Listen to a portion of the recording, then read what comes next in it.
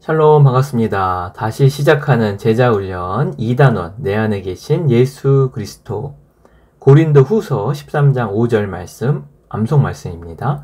너희는 믿음 안에 있는가? 너희 자신을 시험하고 너희 자신을 확증하라. 예수 그리스도께서 너희 안에 계신 줄을 너희가 스스로 알지 못하느냐? 그렇지 않으면 너희는 버림받은 자니라. 아멘. 예, 우리 2단원 내 안에 계신 예수 그리스도, 그 중에서 우리가 성령이 우리 안에 계신 말씀의 증거들을 하나씩 좀 찾아보고 있는데요. 첫 번째는 예수님을 주님으로 고백한다.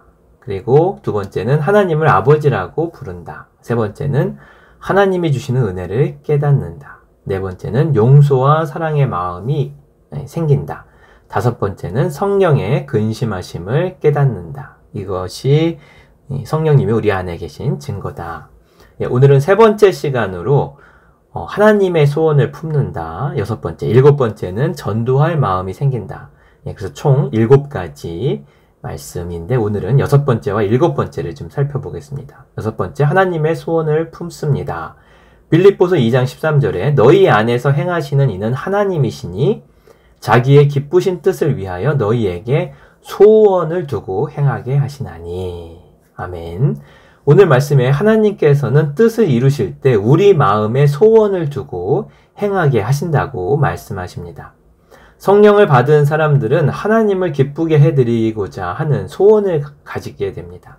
하나님을 위해서 무언가 해야겠다는 생각을 품게 됩니다. 그 소원을 이루기 위해서 또 간절히 기도합니다. 우리가 하나님과 교회를 위하여 헌신하고자 하는 마음을 갖게 되는 것은 전적으로 성령의 역사입니다. 마음에서 일어나는 하나님을 위한 소원을 우리가 놓치지 말고 순종해야 합니다. 그럴 때 우리는 하나님의 역사를 경험합니다. 부모님을 모셔야겠다는 책임감을 느낄 때가 있습니다. 성령께서는 인간의 생각을 통하여 역사하실 때가 있습니다. 내가 부모님을 모셔야겠다는 생각이 든다면 하나님께서 주신 생각일 수 있습니다. 하나님의 명령에 순종하면 현실적인 어려움이 있겠지만 하나님이 결과를 반드시 선하게 책임져 주십니다.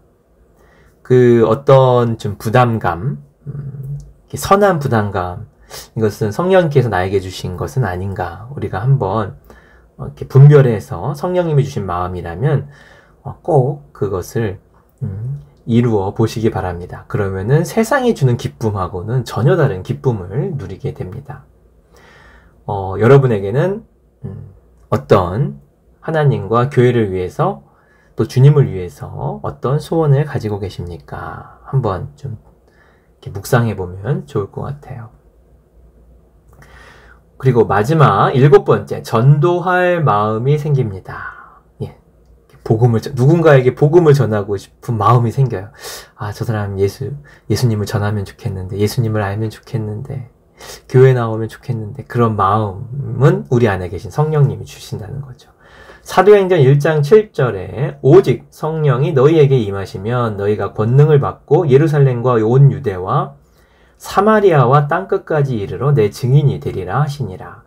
오늘 말씀에서 성령께서 임하실 때 예루살렘과 온 유대와 사마리아와 땅끝까지 이르러 예수님의 증인이 된다고 하셨습니다. 예수님께서는 약속하신 성령을 기다리라고 말씀하시면서 성령께서 임하시면 예수님의 증인이 될 것이라고 하셨습니다. 마태복음 10장에 보면 예수님을 증거할 때 아버지의 성령께서 우리 안에서 말씀하신다고 하셨습니다. 우리 안에 오신 성령님께서 친히 예수님에 대하여 증거하신다는 것입니다. 말은 우리가 하지만 그 내용은 우리 안에서 역사하시는 성령께서 주시는 것을 경험하게 됩니다. 그때 마음이 간절하고 뜨거워집니다. 전도는 내가 한다고 생각하지만 하나님이 하시는 이 일이기 때문입니다. 총동원 전도주일의 풍경을 유기성 목사님이 보고 간증한 내용인데요. 많은 교인들이 교회 마당과 버스 정류장까지 나가 있는 것을 보았습니다. 오기로 한 전도 대상자를 기다리고 있었습니다. 전도 대상자를 만난 성도는 왔구나 기뻐하며 함께 예배당으로 들어갔습니다. 참 행복해 보였습니다. 그런데 예배 시간이 10분이 지나도록 약속한 전도 대상자를 만나지 못한 교인 몇 분이 예배당으로 들어왔습니다. 그런데 들어오니 교인들의 얼굴을 보니 울고 있었습니다. 무엇이 그들을 울게 만들었던 것일까요? 그들 안에 계시는 성령님이시 않으실까요? 전도하고 싶은 마음이 들었던 적이 있습니까? 당신은 그 마음에 어떻게 반응하였습니까? 이렇게 복음을 전하고 싶은데 여러분 그것을 전하셨는지 아니면 그냥 마음에만 갖고 있었는지 한번 좀 살펴보면 좋을 것 같아요. 이제 좀 정리를 전체적으로 해보면 이제 당신 안에 성령께서 계신 것을 확신하실 수 있겠습니까? 그렇다면 여러분은 영생을 소유한 사람입니다. 로마서 8장 11절에 예수를 죽인 자 가운데서 살리신 이의 영이 너희 안에 거하시면 그리스도 예수를 죽은 자 가운데서 살리신 이가 너희 안에 거하시는 그의 영으로 말미암아 너희 죽을 몸도 살리시리라. 아멘. 성령께서 우리 안에 거하시면 성령으로 말미암아 영원한 생명을 약속하신다고 말씀하십니다. 여기서 주의할 것이 있는데 성령께서 우리 안에 계신 증거를 7가지로 말씀을 토대로 살펴보았는데 그 전체를 다 골고루 살펴보아야 한다는 것이죠. 어느 한 부분만을 가지고 내 안에 성령께서 계시다고 단정해서는 안 됩니다. 예수님께서는 나더러 주여 주여 하는 자마다 천국에 들어갈 것이 아니요 라고 말씀하셨습니다. 주여 주여라는 고백이 다 성령에 의한 것은 아니라는 것입니다. 불법을 행하고 하나님의 뜻과는 전혀 상관없이 살면서 입으로만 주여 주여 하는 고백은 가짜일 수가 있습니다. 하나님을 아버지라고 부르는 것도 정말 내주하시는 성령 때문인지 듣고 배워서 부르는 것인지를 분별해 보아야 합니다. 사랑하라는 교훈도 마찬가지입니다. 어느 한 가지만 보고 그가 성령을 받았다고 말할 수는 없습니다. 언제나 말씀을 전체적으로 적용해 보는 것이 반드시 필요합니다. 분명한 것은 우리가 말씀을 가지고 우리 마음을 정직하게 살피면 우리 안에 예수님이 계신 것을 스스로 확인할 수 있다는 것입니다. 그리스도인은 항상 예수님을 만날 준비를 하고 살아야 합니다. 성경은 언제 주님이 오실지 모른다고 하였습니다. 항상 준비하고 사는 자가 주님을 만나게 될 것입니다. 우리 마음에 오신 예수님을 만나는 일도 언제 있을지 모릅니다. 기대하지 않은 시간에 주님은 우리를 만나 주십니다. 1850년 12월 6일에 있었던 일이에요. 주일날. 좀 오래된 얘기죠. 영국 콜체스터라는 작은 도시에 눈보라가 매우 심하였습니다. 10대 소년이 자신이 출석하던 교회에 가서 예배를 드릴 수가 없어 집 근처의 작은 교회에 갔습니다. 키가 크고 깡마른 평신도가 강단에 올라가 이사야 45장 22절을 읽고 설교하기 시작하였습니다. 나를 바라보라. 나는 십자가에 매달렸노라. 나를 바라보라. 나는 핏방울을 떨어뜨리고 있노라. 보라. 나는 죽어 장사되었다. 나를 바라보라. 나는 다시 살아났노라. 나는 승천했노라. 나는 아버지 오른편에 앉아 있노라. 나를 바라보라. 오, 나를 바라보라. 어떻게 보면 예수님의 어떤 그 십자가 그 복음에 대한 굉장히 좀 다른 거 군더더기 다 빼고 그냥 핵심만 전하는 메시지였죠. 그런데 이 설교가 이 소년의 마음을 사로잡았습니다. 목회자 가정에서 태어난 나는 지금 하나님을 바라보고 있는가? 나에게는 지금 구원의 확신과 감격이 있는가? 아무리 생각해도 믿음의 확신이 없어서 괴로웠습니다. 평신도 설교자는 이 소년을 바라보면서 이렇게 외쳤습니다. 자네는 지금 비참해 보이는군. 지금 바로 예수를 바라보시오.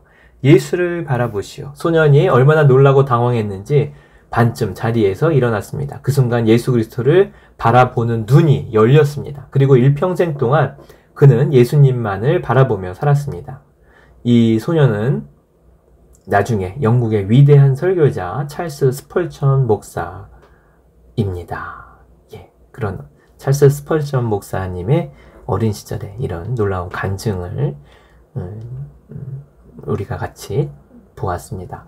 예수님은 어느 날 도둑같이 오신다고 하셨습니다. 예수님의 다시 오심을 준비하고 있어야 합니다. 우리가 그날에 다시 오실 주님을 기쁨으로 맞이할 수 있는 길은 지금 우리 안에 오신 예수님을 사모하며 사는 것입니다. 예. 주님이 내 안에 계셔서 주님과 항상 산다면 주님이 언제든지 오셔도 아무 상관이 없는 것이죠. 당신은 예수님께서 나와 함께 계신다고 고백할 수 있습니까? 한번 오늘 하루 주님은 나와 함께 하시나 나는 주님과 함께 하는가를 묵상해 보면 좋을 것 같아요. 우리가 총 7가지 같이 나누었죠. 예수님을 주님으로 고백하는가, 하나님을 아버지라 부르는가, 하나님이 주시는 은혜를 깨달았는가, 용서와 사랑의 마음이 있는가, 성령의 근심하심을 깨달았는가, 하나님의 소원을 품는가, 전도할 마음이 있는가. 이런 마음이 있다면 내 안에 성령님이 계시다는 증거이죠. 사랑의 주님, 우리가 예수님을 구주로 영접하면 성령님이 우리 안에 들어와 계신다고 성경은 말씀하고 있습니다. 그것이 가장 놀라운 복음의 선물인 줄로 믿습니다. 그런데 우리가 주님이 들어와 계신지 안 계신지를 잘 분별하기 어려울 때가 있습니다. 그래서 3번에 걸쳐서 성령님이 우리 안에 들어와 계신 증거를 말씀으로 같이 찾아보았습니다.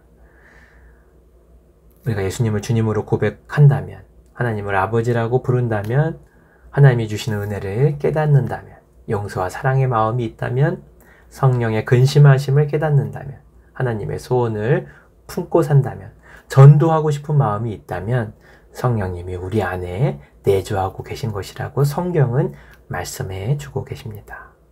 잘 분별하여서 주님이 내 안에 계신지 안에 계신지 분별하게 하여 주시고 정말 이과 내 안에 계신 예수 그리스도를 통해서 정말 주님을 꼭 영접하여서 주님을 모시고 사는, 주님에 대한 눈이 열리는 놀라운 복을 누리며 살게 하여 주옵소서.